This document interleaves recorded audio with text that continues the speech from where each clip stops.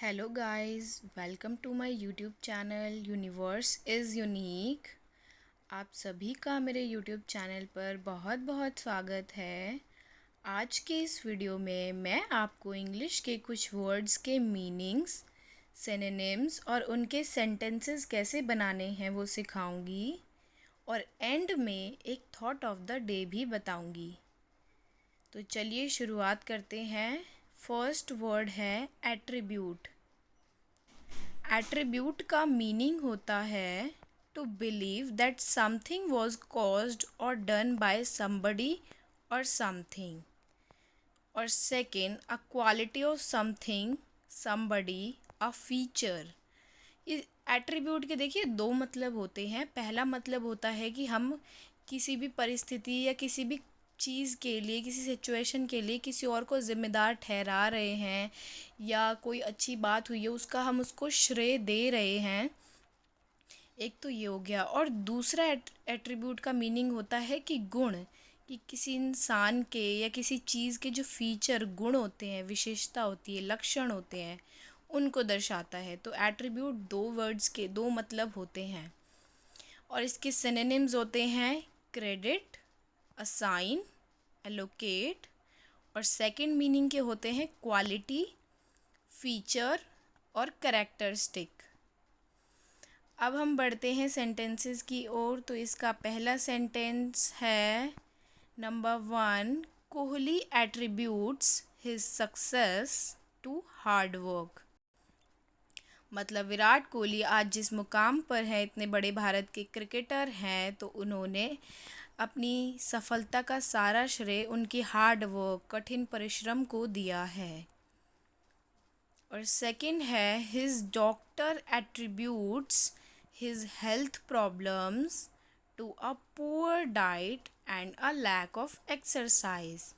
मतलब उसके डॉक्टर ने उसकी ख़राब हेल्थ और ख़राब हेल्थ का ज़िम्मेदार उसके ना अच्छे खाने की वजह से और ना एक्सरसाइज करने को कारण ठहराया है।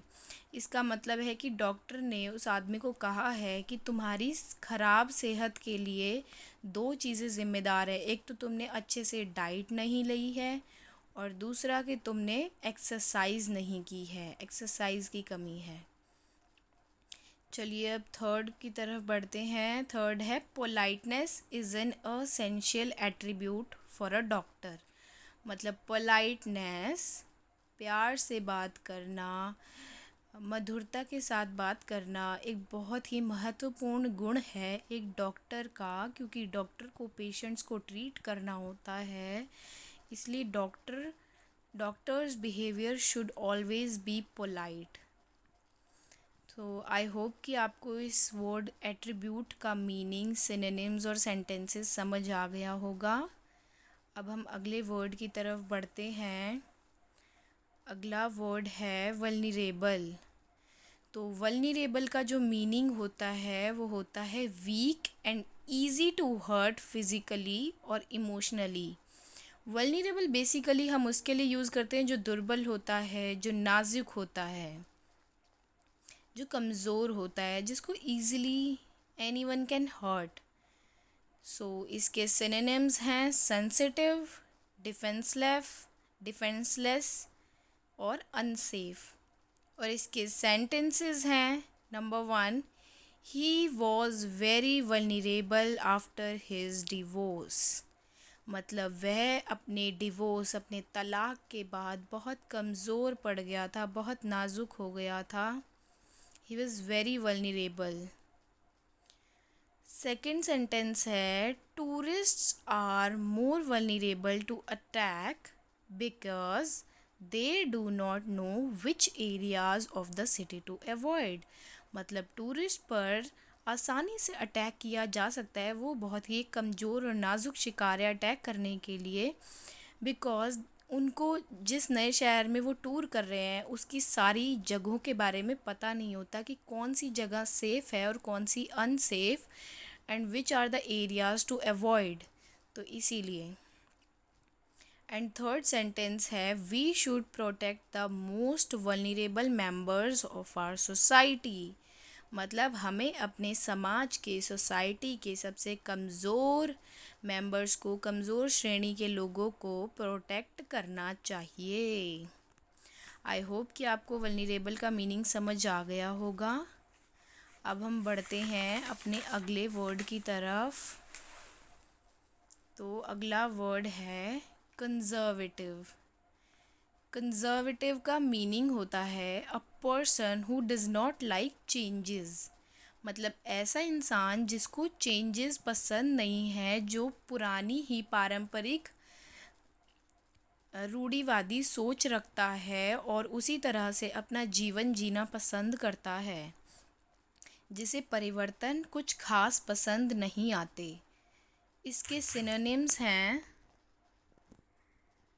Traditionalist, Orthodox, conventional. और इसके सेंटेंसेस हैं he is very conservative in his attitude to women.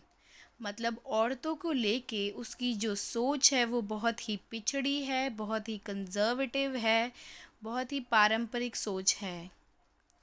Second है she is conservative in the way she dresses.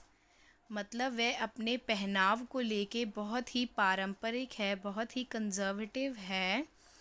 वो उसी तरह के कपड़े पहनती है जिस तरह के वो पहले पहनती थी। She does not like changes. And the third sentence is old people are usually more conservative than young people. और ये जाहिर सी बात है कि जो बूढ़े लोग हैं वो अपनी परंपराओं के साथ ज़्यादा अटैच्ड होते हैं। They are adhesive to their culture, traditions. उनको जो बदलाव है वो इतनी जल्दी से पसंद नहीं आते हैं। वो अपनी ही परंपरा के साथ जीना ज़्यादा बेहतर समझते हैं। सो आई होप कि आपको ये तीनों वर्ड समझ आ गए होंगे। सो अब बारी है एंड में थॉट ऑफ द डे की। आज है Sunday, May 14, 2023। The more you thank life, the more life gives you to be thankful for.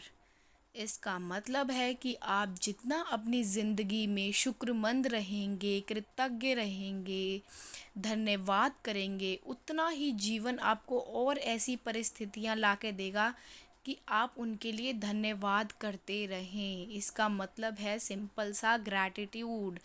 I hope कि आप सबने ग्रैटिट्यूड सुन रखा होगा वर्ड। नहीं सुना तो मैं थोड़ा सा बता देती हूँ इस बारे में। ग्रैटिट्यूड का मतलब होता है कृतज्ञता। अपनी जीवन में हर उस चीज़ के लिए धन्यवाद करना जो आपकी ज़िंदगी में खुशी लाती है और जो पहले नहीं थी या जो हैं। मतलब अपने जीवन में होने वाली हर परिस्थिति, हमारे पास मौजूद हर एक चीज़ के लिए थैंकफुल फ़ील करना, ग्रैटिट्यूड फ़ील करना कि भगवान आपका बहुत बहुत शुक्रिया कि मेरे पास मेरा अपना घर है, पीने के लिए साफ़ पानी है, पहनने के लिए कपड़े हैं, इस्तेमाल करने के लिए मोबाइल फ़ोन है, इधर उधर जाने के लिए पैसे हैं और अच्छा स्वास्थ्य है। हमारे जीवन में ऐसी बहुत सारी न्यूमरस काउंटलेस चीज़ें हैं जिनके लिए हम ग्रैटिट्यूड फ़ील कर सकते हैं और हमें करना भी चाहिए, because gratitude is much more powerful. मैं गाइस आपको सजेस्ट करूँगी कि आप एक ग्रैटिट्यूड की डायरी मेंटेन कीजिए और डेली एटलीस्ट कम से कम एक चीज़ ऐसी लिखिए जिसके लिए आप भगवान के लिए शुक्रमंद हो कि भगवान आपका बहुत बहुत धन्यवाद कि आपने मुझे ये दिया। चाहे वो आपका अच्छा स्वास्थ्य हो, आपके पास 2 हाथ हैं, आप स्वस्थ हैं, आपके पास 2 आँखें हैं जिनसे आप इस पूरी खूबसूरत दुनिया को देख सकते हैं, आपके 2 पैर हैं। पैर होना कितनी बड़ी एक तरीके से ब्लेसिंग है फ्रेंड्स, कि आप जहाँ मर्ज़ी अपनी मनचाही जगह जा सकते हैं। वरना उन लोगों के बारे में सोचिए जिनके पास पैर ही नहीं हैं, वो हमेशा दूसरों पर निर्भर रहते हैं कहीं आने जाने के लिए। So I always request you to please maintain a gratitude journal. आप इसको मेंटेन करके देखिए, डेली एक चीज़ के बारे में रोज़ लिखिए जिसके बारे में आप थैंकफुल फील करते हैं और आप अपनी ज़िंदगी में चमत्कार होते हुए देखेंगे। So this is the end of my video. Please subscribe to my channel and press the bell icon, and please like my video if you like it. Thank you so much for watching.